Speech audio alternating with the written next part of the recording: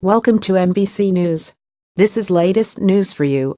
Washington, thousands of times a year, the nation's police departments get phone company records allowing them to plot the movements of individual customers. On Wednesday, the U.S. Supreme Court will consider whether access to that data should require a search warrant issued by a judge. The question comes at a time when cell phones are nearly ubiquitous. 95% of Americans now own one.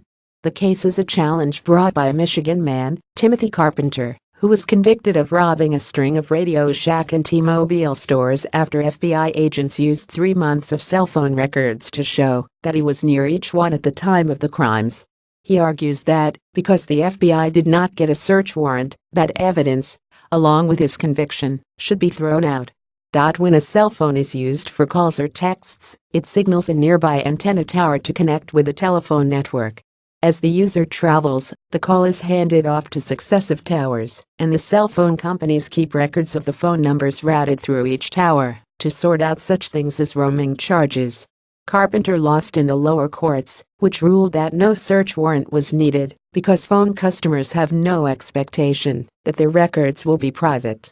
They relied on a Supreme Court decision from 38 years ago, which said phone customers don't expect that the numbers they dial will remain private because the phone company uses that information for billing. But Carpenter's lawyers say the reasoning of that decades-old case, when telephones were hardwired into a wall and didn't move, should not apply in the digital age.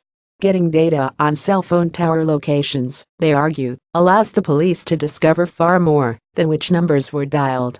Knowing where a person's phone goes can tell you a great deal of private information about them, from where someone slept at night, at home, or in someone else's house 3 miles away, or if someone goes to a doctor or a psychiatrist, says Nate Wessler, a staff attorney with the American Civil Liberties Union.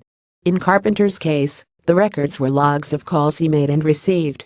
But Wessler says wireless data now includes each time a phone checks for email or texts or logs onto the internet.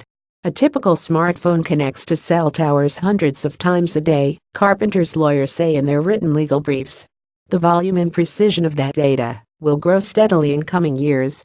As for whether customers expect that data to be private, it cannot be said that cell phone owners knowingly and intentionally disclose their minute-by-minute movements, the lawyers say. Using a cell phone ought not to license total surveillance of a person's life. The Justice Department urges the court to uphold Carpenter's conviction and rule that no search warrant was required. Cell phone users voluntarily reveal to their providers information about their proximity to cell towers, so the providers can connect to their calls, the Trump administration's legal brief says.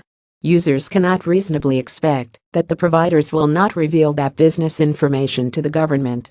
In recent years, the justices have shown a willingness to extend digital age privacy protections. The Supreme Court has ruled that police need warrants to search the contents of smartphones or to attach a GPS tracking device to a car. The court will decide the case by late June.